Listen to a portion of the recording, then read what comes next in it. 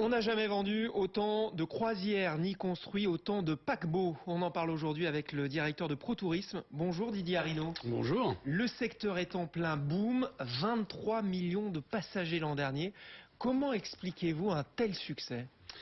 Le succès de la croisière, c'est avant tout le succès d'une industrie qui propose une chose fabuleuse, c'est d'avoir tout sur place, toutes les activités, et en même temps de pouvoir voguer. On est dans un immense Club Med, et de plus en plus d'ailleurs avec de multiples activités, et la capacité de pouvoir découvrir une destination chaque jour. Alors bien évidemment, ces destinations sont découvertes de façon un peu superficielle, puisque les bateaux restent entre une demi-journée et une journée à chaque escale, mais il y a un niveau de satisfaction des clientèles qui est tout à fait considérable sur les bateaux de croisière, puisqu'il y a plus de 90% de taux de satisfaction et 60% de ce qu'on appelle des repeaters dans notre jargon, c'est-à-dire des fidèles, des gens qui reviennent et qui pratiquent de nouveau la croisière.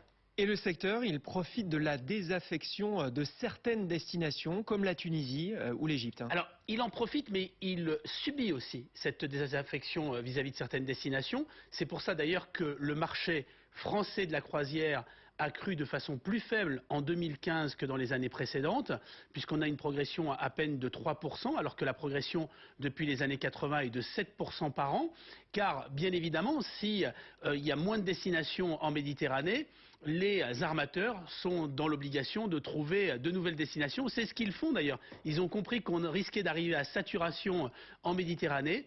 Et les prochaines zones de développement, c'est l'Asie qui pesait à peine 5% en 2014 et il prévoit 15% de croisiéristes, des croisiéristes mondiaux en Asie en 2018. Donc on voit qu'il y a une évolution, mais ce qu'il faut voir, c'est que ce marché était avant tout un marché d'Europe du Nord et des États-Unis et du Canada, et que les pays du Sud se sont mis à pratiquer la croisière. D'ailleurs, l'image de la croisière a changé, parce qu'il y a 20 ans, quand on parlait de croisière, les gens se moquaient. Hein. Ils disaient tu vas rencontrer Pascal Sevran ou c'est la croisière s'amuse. Aujourd'hui, on est dans un secteur qui ne génère plus autant de défiance vis-à-vis du consommateur. La clientèle a énormément rajeuni. Hein. La clientèle, on est passé de 65 ans en Amérique du Nord à 49 ans en moyenne des croisiéristes. Et en Europe, on est passé de 60 ans à 45 ans parce que les croisières attirent de plus en plus des familles. Il faut dire qu'il y a quelquefois de belles promotions. Hein. Quelquefois, c'est gratuit pour les enfants jusqu'à 18 ans. Donc vous imaginez bien que payer 2 séjours et partir à 4, c'est quand même tout à fait attractif. Et puis on le voit avec le développement de ces énormes bateaux. Ces énormes bateaux, ils ont pour vocation de pouvoir permettre d'abaisser les prix des séjours en croisière. Oui, on arrive à réduire les coûts et donc les prix. On arrive à réduire les coûts et à réduire les prix. C'est un petit peu comme dans un avion où, sur un bateau de croisière, il va y avoir des clientèles un peu VIP, privilégiées, qui vont être comme la clientèle affaires, hein, qui vont réserver des suites, qui vont avoir une prestation un petit peu particulière. Et puis, il y a la classe éco, en quelque sorte. Hein, ce sont pas forcément les cabines les plus grandes, les plus luxueuses, mais en bénéficient de toutes les installations. Et donc, on voit bien que le fait d'avoir du temps condensé, car on s'ennuie pas une minute sur un bateau de croisière, on est actif du matin au soir, il y a quantité d'activités possibles. Ouais, on trouve de tout et on fait de tout pratiquement. On fait de tout, il y en a pour les adultes, pour les enfants, et puis ça devient de plus en plus aussi un secteur qui est prisé par les jeunes couples, par les voyages de noces, et aussi par le groupe de copains qui décident de partir sur un bateau de croisière, comme on décide d'aller dans un village de vacances ou dans un camping haut de gamme. Quel budget pour une semaine ? Alors les budgets sont très variables suivant les périodes et suivant les standings de qualité, mais grosso modo, pour 1 000 € par personne, on arrive à trouver un séjour de croisière.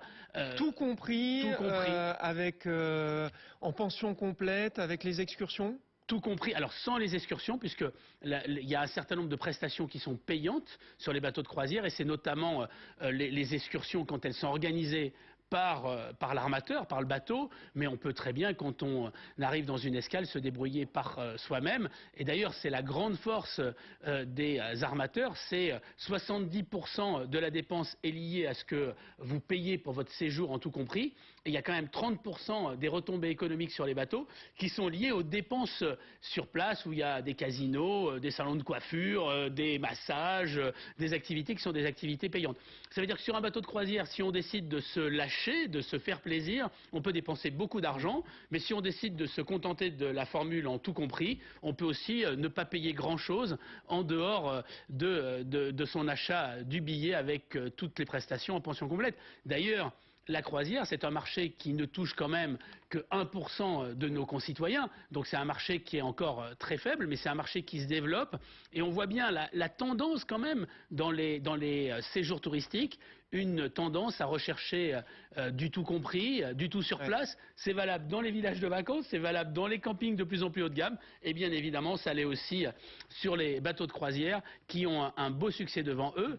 Et puis c'est une formidable industrie et de formidables retombées économiques pour nos territoires. Il n'y a qu'à voir l'impact de la croisière sur Marseille. Et puis aussi dans une ville qui est en très fort développement sur le marché de la croisière, c'est Bordeaux avec le développement des croisières fluviales. Parce qu'on a tendance à tout de suite penser aux croisières sur l'océan, aux croisières en Méditerranée. Mais le marché de la croisière fluviale est un marché aussi qui se développe moins fortement, bien évidemment, que les croisières maritimes, mais qui se développe quand même avec une clientèle très haut de gamme à très forte retombée économique. Vous êtes déjà parti, vous, en croisière? Absolument. Alors je suis. Vous avez conseillé en un mot, on n'a plus de temps. Voilà, c'est pour ça que je vous disais que ça faisait beaucoup rire mes amis lorsque je testais les séjours en croisière et avec des enfants, c'est aussi très pratique, mais il y a d'autres formes d'hébergement aussi pour passer de bonnes vacances. Merci Didier Arinaud. Allez, on passe à l'œil du web avec vous, Alison, et cette vente aux enchères qui fait